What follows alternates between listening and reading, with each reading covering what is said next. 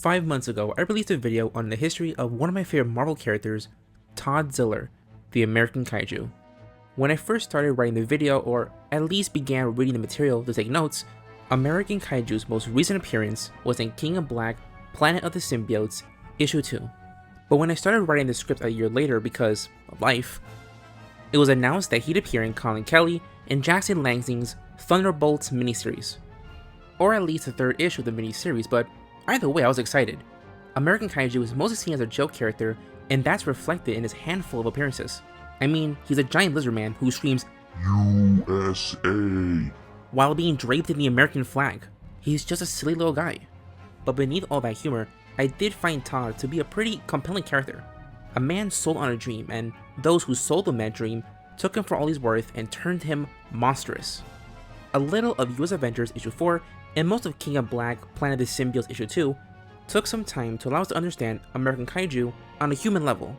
So, with his announced future appearance in a book for the first time in 2 years, I was kind of expecting a lot from this issue. This is the ultimate sin of being a comic fan or a fan of any obscure character, especially ones with a gimmick. But before we get to American Kaiju, and what I liked and disliked about his characterization here, let's give some context from the first 2 issues of Thunderbolts. After events in the Captain America books, Bucky Barnes, the Winter Soldier, assembles his new iteration of the Thunderbolts to make a final move on the Red Skull and wipe his Nazi ass from the face of the earth. This team comprises Bucky, former Madame Hydra, Valentina Fontaine, and Sharon Carter, the Destroyer. The fight was hard, but with an assist from Red Guardian, they were able to lay siege to Red Skull's base and get the man on his knees. Before Bucky puts the bullet in Red Skull's skull, he promises that his death is not the end, but the beginning of a war to dismantle everything he's ever built. Bucky then murders the Red Skull and sets fire to his base. Unfortunately, this was not the real Red Skull, and the real one was somewhere underground, plotting his revenge. Unaware of this, the Thunderbolts continue to wage their war on the Skull's influence, and the next step is his money. All $15 million of Red Skull's accumulated wealth is now being fought over at the Hellfire Club. So, the Thunderbolts infiltrate the party. At the Hellfire Club, the lineup changes. Instead of Sharon and Valentina, Black and White Widow are accompanying Bucky. Valentina's on comms though. Their mission is to find and destroy all of Red Skull's Nazi gold. But finding the owner is easy. Kingpin slams his dick on the table and all but admits that he has the money. This means he's holding the money for Red Skull's remaining operation while pocketing some of that Nazi gold. The Kingpin is a notorious bastard, but I didn't expect him to work with a Nazi. I assume he had some class. No clue if this is out of character. If there are any Daredevil fans in the audience, let me know in the comment section below. The Kingpin is the head of the Hellfire Club, so he threatens death to anyone who will ruin the party. This is the cue for the Thunderbolts to split up to begin this heist. While Black and White Widow start their assault on the base, Bucky takes the time to get up close and personal with Kingpin. Here, Bucky admits that he was the one who put the bullet in Skull's head and follows that up with a threat to the White King. The threat is that he'll go twice as hard on him if he funnels that money to himself and the rest of Red Skull's army. This doesn't faze Kingpin because he bites back with the reveal that the guy Bucky killed wasn't the real Red Skull and he's still alive.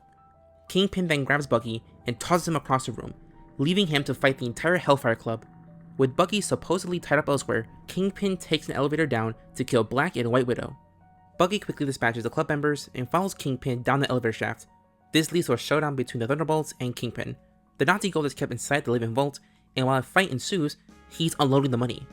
The only way to access the gold is if the Living Vault takes it out himself, so Black Widow swings inside of him and blows him up from the inside. This kills the Living Vault, but leaves Kingpin alive, angry, and $15 billion poorer. The Thunderbolts get extracted by Valentina and celebrate a job well done at Thunderbolts Mountain. This victory is short-lived because the Red Skull's Nazis have people in the US government and they're being sent to blow up the last remaining Skull site. This will give the Red Skull wiggle room to make a grand re-entrance. Sounds easy, right? Stop the Nazis from allowing Skull to come back in secret. But there's always a catch. The remaining Skull site is located in a country that has a zero-tolerance policy on foreign intervention, and their dictator is one of the most powerful men in the Marvel Universe. That country is Latveria, and its leader is Dr. Doom. So by zero tolerance, Doom meant negative zero tolerance. It doesn't exist, but if Doom wills it, it be. This leads us directly to American Kaiju's appearance in Thunderbolts Issue 3. Issue 3 takes us to Hong Kong, where John Walker, the US agent, is left nursing a drink at a bar. Shang-Chi enters the bar to talk with John, but in reality he's getting intel for Bucky. Shang-Chi asks if he's alone, but John says his partner is getting a sandwich somewhere. Thankfully, that narrows down where John's partner is because there's only one spot in the neighborhood. Throughout John and Shang-Chi's conversation, we learn that Godzilla is his partner, and the two are the ones being used by the Nazis and the US government to attack Latveria. To John and Todd, they're just attacking a site where Dr. Doom's secret weapons project is held, but in reality, they're attacking the Lands of Red Skull site, which will facilitate the return of the Red Skull. John doesn't believe Shang-Chi and gets angry that he'd used Red Skull to get in his head. The two have a rough history, to say the least, and this acts as a trigger for him. John and Shang-Chi fight, but it doesn't last long because Shang-Chi's the better fighter, so one kick to the face later, John is left unconscious. Bucky walks into the sandwich spot, and Todd is asking one of the employees if they have American cheese? I can hear the laugh track. Before Todd and Bucky have a chance to talk, the Red Skull utters a trigger phrase that forces Todd to transform violently. Todd screams at Bucky to get John so they can deactivate his change, but at that point, it's too late. And Todd's last words are, "Oh God, you gotta evacuate the city right now." The American Kaiju is in the field. Shang-Chi then quickly assembles his army to start saving and evacuating civilians. John wakes up and sees his partner wreaking havoc and horror. The book hints at a friendship between the two, and it's genius. US Agent and Todd are both people who were used and abused by the US government to be a controlled version of Captain America. They're both fuck-ups, so it makes sense they be friends, or at least a better version of a handler.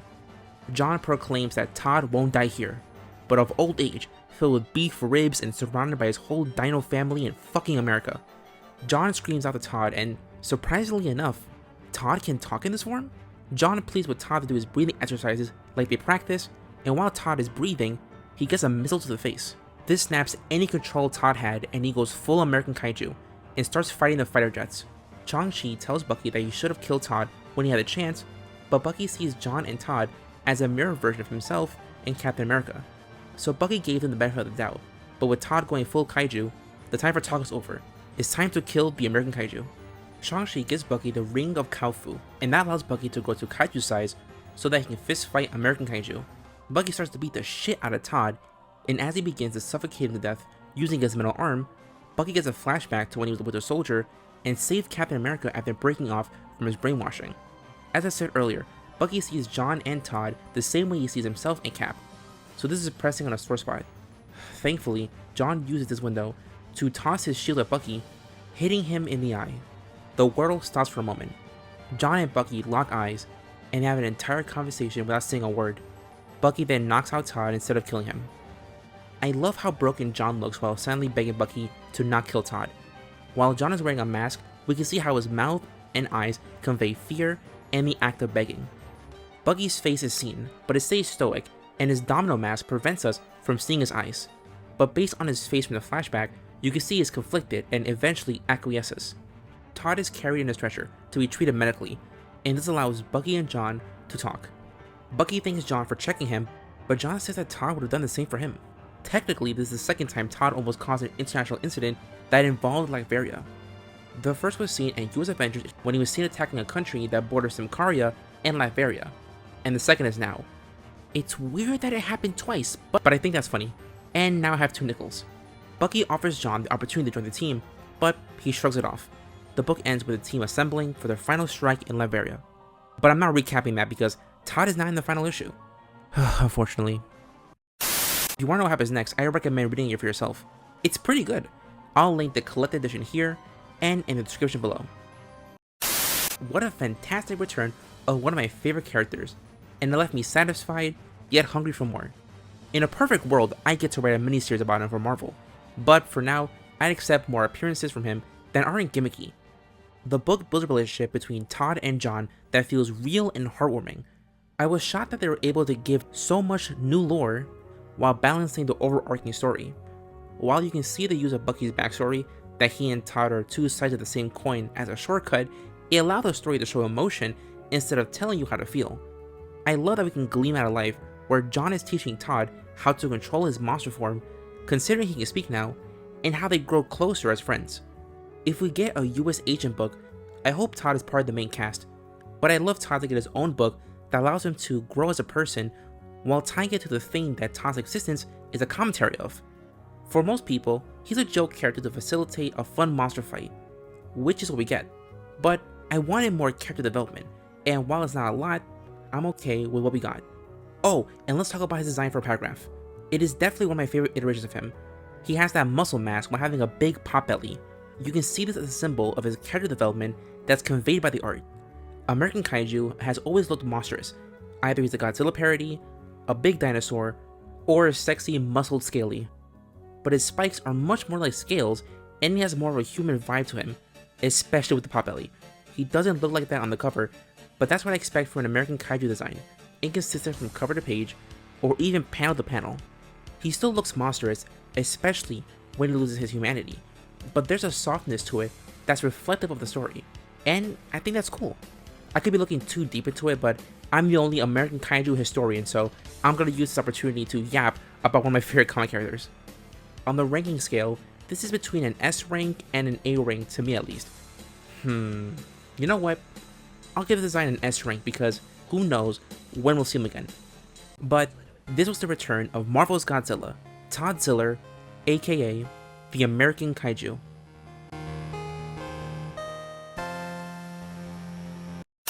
Thanks for watching. If there's anything you want me to see me cover, let me know in the comments section below. And if you loved the video and want to see more, consider leaving a like and subscribing to the channel. I like to thank my patrons, Leocrid, Retroroy, Hack13, Neosai, Burbsai, the channel with the freakishly long name, and Hachi for supporting the channel. And for $1 a month, your name will show up right here on top of early access to new videos. Love you guys, and shamalamoomoo.